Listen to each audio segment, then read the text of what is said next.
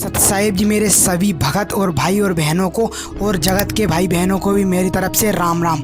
जैसे कि भाई आपने कई सारे लोगों के मुंह सुना होगा, मैंने भी कई सारे लोगों की मुंह सुना है, जगत के भाई बहनों के मुंह भी सुना है।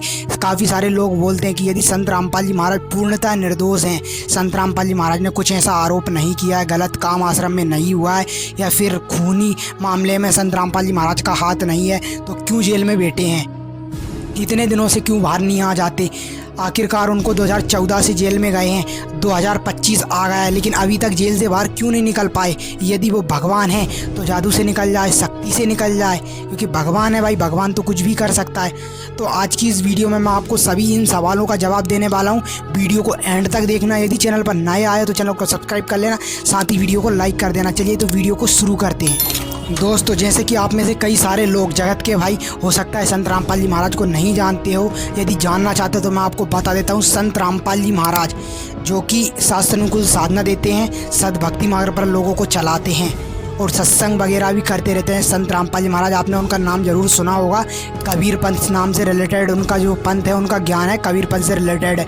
और वैसे तो उनका ज्ञान पूरे अपने शास्त्रों के आधार से ही बताया जाता है, ना कुछ गलत बताते हैं ना कुछ शास्त्रों से ऊपर बताते हैं। जो भी उनका ज्ञान रहता है प्रॉपर शास्त्रों में से ही रहता है। चलिए तो अब बात करते हैं। जो भाई बोलते हैं कि संत रामपाल जी महाराज ने यदि कुछ गलत काम नहीं किया या फिर आश्रम में कुछ गलत नहीं हुआ, खून मामला कुछ भी नहीं हुआ, तो फिर संत रामपाल जी महाराज जेल में से क्यों नहीं आ जाते। तो भाई मैं आपकी जानकारी के लिए आपको बता देता हूँ कि जैसे कि 18 नवंबर 2014 को संत रामपाल जी महाराज के बरवाला आश्रम पर हमला हुआ था, जिसमें 40,000 पुलिस खोज, मतलब कि 40,000 पुलिस की फौज थी उनको लेकर, और कुछ आर्य समाजी भी थे, काफ़ी ज़्यादा आर्य समाजी थे। उन सब ने मिलकर अटैक किया था आश्रम पर।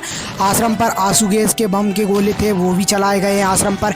मतलब फायर भी हुई, मतलब कि गन से भी हमला हुआ है आश्रम पर, और लाठियों से भी अत्याचार हुआ है आश्रम पर। सब कुछ होने के बाद मतलब कि 6 केस संत रामपाल जी महाराज के आश्रम में खून के आए थे कि 6 लोगों की मौत हो गई है। अब ये मौत किस पर रखी जा रही है कि संत रामपाल जी महाराज पर रखी जा रही है कि संत रामपाल जी महाराज के आश्रम में संत रामपाल जी महाराज की वजह से ये 6 लोगों की मौत हुई। तो भाई ऐसा नहीं है। यदि आपने अत्याचार किया था, आपने हड़कंप मचाया था, वहाँ पर आपने जाकर हमला किया था, आपने जाकर बॉम्ब चलाए थे, आपने जाकर सब कुछ किया, तो फिर संत रामपाल जी महाराज के आश्रम में खून कैसे हो गया। आप ये बताइए, यदि संत रामपाल जी महाराज ने खून किया है तो फिर आप वहाँ पर किस लिए गए थे? क्या आप सब लोग बचाने गए थे? यदि आप बचाने गए थे तो वहाँ पर आपने बॉम्ब क्यों चलाए? यदि आपने बॉम्ब चलाए, फिर इसके बाद आपने गनें भी चलाई, लाठियों से भी अत्याचार किया, फायर ब्रिगेड जो पानी वाली प्रेशर वाली मशीन रहती वो भी इन लोगों ने चलाई है, आग लगा दी थी, यहाँ तक कि कुछ भी नहीं छोड़ा। जो निर्दोष थे, मतलब कि जिनको सच्चाई पता था, वो सच्चाई बता रहे थे मीडिया को, वहाँ तक कि उनको भी खींच कर मारा है। भाई ये बिल्कुल सरासर गलत किया है। यदि हाँ संत रामपाल जी महाराज गलत हैं, लोग बोलते हैं कि यदि निर्दोष हैं तो क्यों जेल से नहीं आ जाते, तो भाई संत रामपाल जी महाराज ने स्पष्ट कह रखा है कि मैं निर्दोष हूँ, मेरी कोई गलती नहीं है। ये बात सही है। यदि अगर निर्दोष है, इस बात को साबित करने के लिए संत रामपाल जी महाराज ने बोल भी रखा है कि यदि मैं निर्दोष नहीं लगता हूँ आपको, यदि मेरी कोई गलती लगती है तो CBI की जाँच कराओ, दूध का दूध पानी का पानी हो जाएगा। फिर भी लोग क्यों नहीं मानते?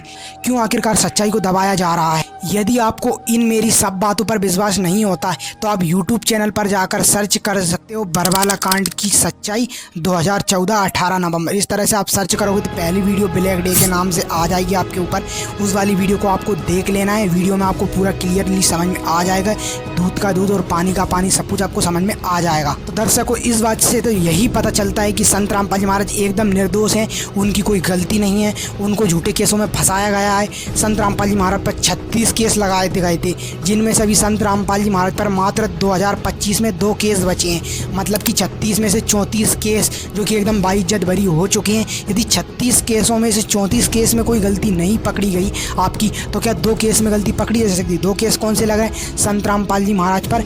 यदि आप नहीं मानते हो तो भाई CBI की जाँच करवाओ ना। संत रामपाल जी महाराज ने स्पष्ट बोल रखा है कि CBI से जाँच करवाओ, दूध का दूध पानी का पानी हो जाएगा। लेकिन लोग क्यों नहीं समझ रहे हैं? क्यों हरियाणा सरकार नहीं समझ रही है? हरियाणा सरकार को मानना चाहिए ना भाई। आई होप दोस्तों आपको मैंने वीडियो के माध्यम से सब कुछ समझा दिया होगा। यदि आपको थोड़ा सा भी समझ में आ गया तो वीडियो में कमेंट करके, वीडियो को लाइक करके चैनल को सब्सक्राइब कर देना। मिलते हैं किसी नेक्स्ट वीडियो में, तब तक के लिए सत साहिब।